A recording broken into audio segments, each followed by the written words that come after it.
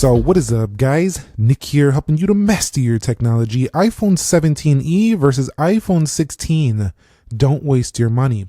First of all, let's get the price gap out of the way right away. So here on the Apple Store application, you can see we do have ourselves $599 to start on that iPhone 17e. You can actually go up a bit if you want 512 gig storage. That would bring you all the way up to $799 though, but you're mostly paying for the storage, not really the being a better phone. But at that price tag, you can get a 128 gig storage iPhone 16. Now that's not an amazing value for storage because you're 128 gigs less for $100 more.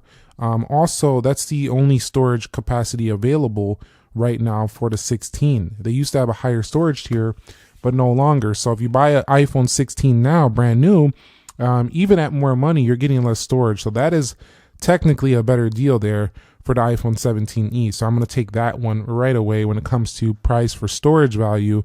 But so for some people, if that's not the main thing, there are other areas where the 16 might still be a better option for you.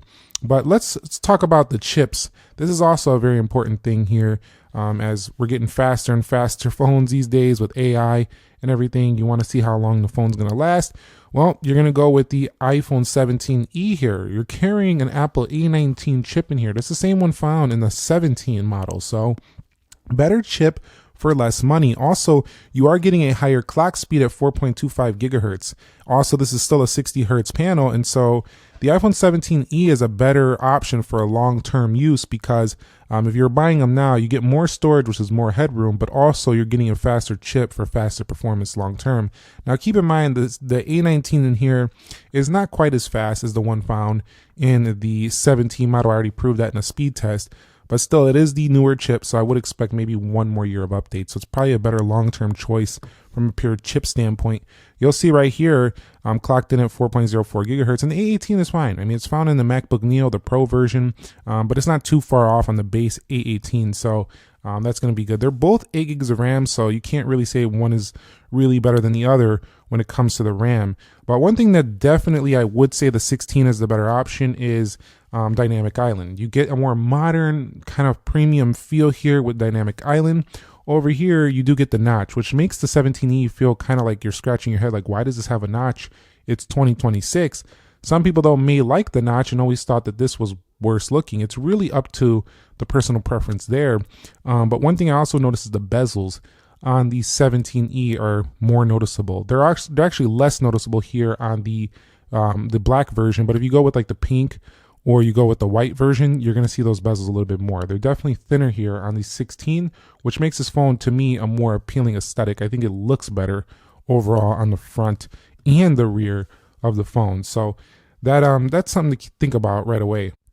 And which one would you be wasting money on when it comes to the body and the build? Well, not really either. Both of them are actually quite nice in their feel.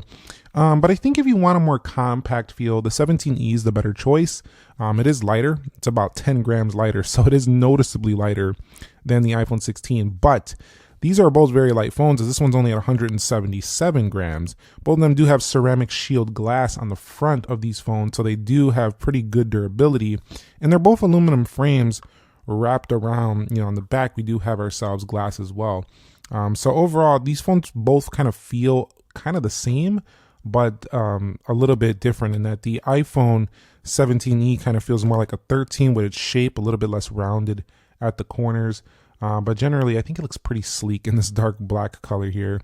You'll see right here, we do have ourselves power button. I do like the single camera aesthetic. I think it looks very minimal. I really love that actually, even though it's an older device design. I also like that it has the action button, even though it's like a 13-like design.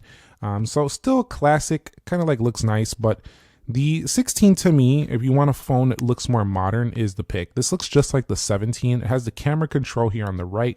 It feels smoother to hold in the hand, and it feels like a more elevated product. It feels more premium, let's just put it that way.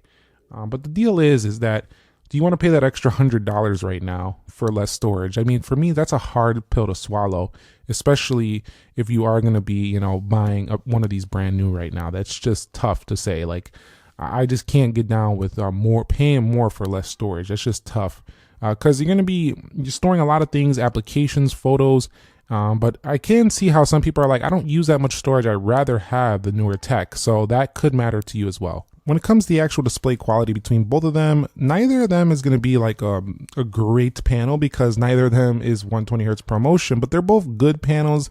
The 16 is a better panel. This is a 6.3 inch display, again, thinner bezel, so it feels more like an all screen in your hand. They do have the same resolution on board, and they both do have the same ceramic shield too. Both have anti-reflective coatings on board, so they both kind of look similar.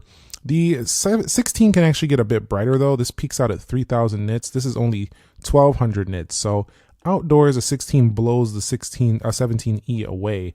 One thing that the 16 doesn't have that the 17E does have though, is if we go into accessibility and we go to display and scroll down, you'll see this PWM feature here, display pulse smoothing, right there. Really good for like anti-flicker on OLEDs. You'll like that if you're sensitive to screens. However, iPhone screens haven't really seemed to bother my eyes too much regardless, so I don't think it's going to bother people either way, whether you go with 16 or 17E, but that is something to point out. They don't have that feature. So you can trade that for brightness. The 16 is going to give you more brightness, and sharpness is kind of on the same level. Either way you go, I think the average iPhone user is going to be able to really enjoy either of these phones, but they'll probably like the 16's display more if you care about specs on a display. That is something to keep in mind. Now, when it comes to the actual battery life, I found the 17E to be a bit better on battery life. It's probably down to the C1X modem on there, so that's probably why. It also does have a larger battery, 4005 milliamp hour, stuffed into a smaller screen with a very efficient chip, more efficient than the 16. This phone lasts longer on a charge. That's just something to keep in mind. Funny thing though, is that the 16, while it doesn't last longer, charges faster. So do you want a longer lasting phone, the iPhone 17e, or one that charges a little bit faster at 25 watts here on the right, this one up to 15 watts. So this charges pretty slow on the 17e, but luckily it lasts quite a bit of time. Now they both do have Face ID on board and they seem to operate exactly the same. So that's not really a big difference between either of these. And you'll see with that 60 hertz resolution, they both kind of the same animation speed. Scrolling through the phones feels about the same. Some people who come in from ProMotions will see this difference. So if you did have a ProMotion display, you might not like either of these. But generally, I find that iOS runs very well even on 60 hertz. Most people for day-to-day won't notice. You will notice though if you compare it to a ProMotion panel. So let's talk about cameras. What I love about the iPhone 17e is while it is a single camera, I like how it forces you to just take good photos. Like you don't have extra, you got to back it up if you want to get a good photo here.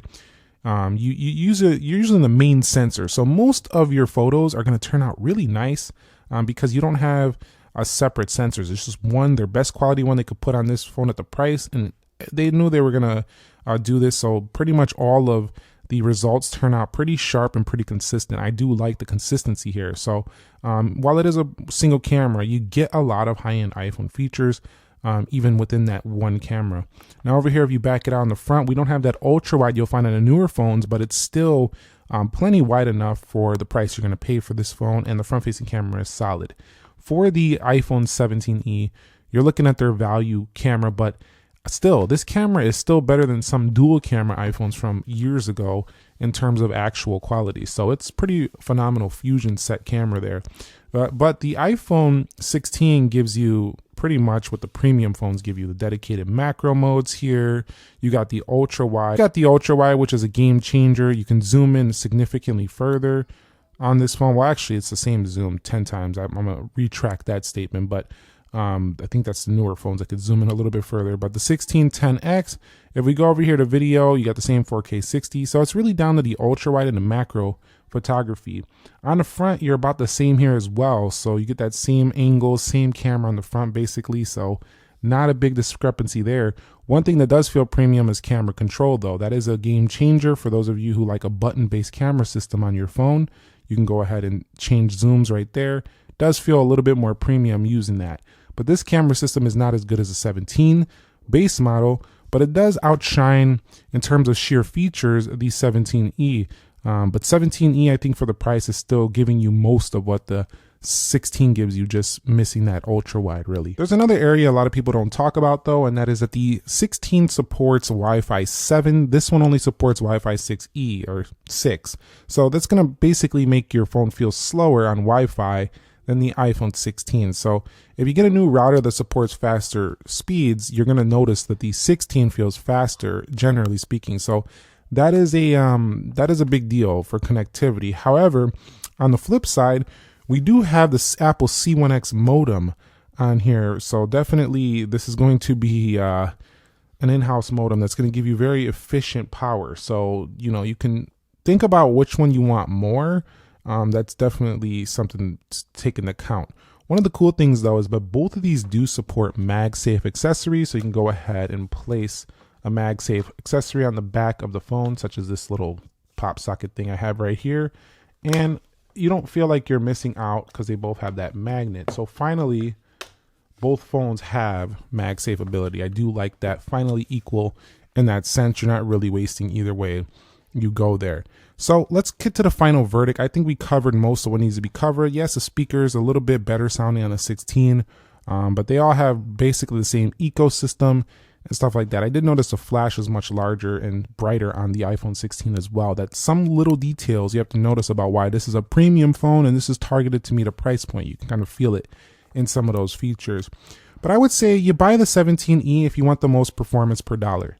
You want the best you can get for the money in terms of like performance, like day to day, and you don't want to pay that much and you want the most storage for the money. It's going to give you a lot of storage for a lot cheaper than other iPhones. So this is the value pick of the year for Apple, and I think you're going to be mostly happy if you're okay with the sacrifices that you get with the 17E. You're not going to be really wasting money there if you're okay with those sacrifices, but you're going to be wasting money if you really want an ultra wide, you want dynamic island, and you want the goodies that come with a premium iPhone, such as camera control. You do get action button on there, so we can't say that one, but like kind of that feel of like a premium iPhone at a cheaper price tag, $699, is pretty much a good deal here for getting a phone that's basically the 17 for much less. But you just have to deal with that little bit less storage if you're buying it new. You can also find these secondhand for higher storage, probably for cheaper than a 17E. So I would consider looking there if the battery health is solid on that option that you are looking at. Thumbs up if you found the video helpful, entertaining, informing, and let me know which one you would go with between these. You like, which features were you like digging more that we were discussing here in this comparison? I would like to know, and let's talk about that down below in the comments. Anyway, thank you very much for watching. I'll catch you guys all in the next episode. If you haven't subscribed, be sure to go ahead and do that if you like. And I'll catch you on the next episode. Nick here. Be sure to be well and peace.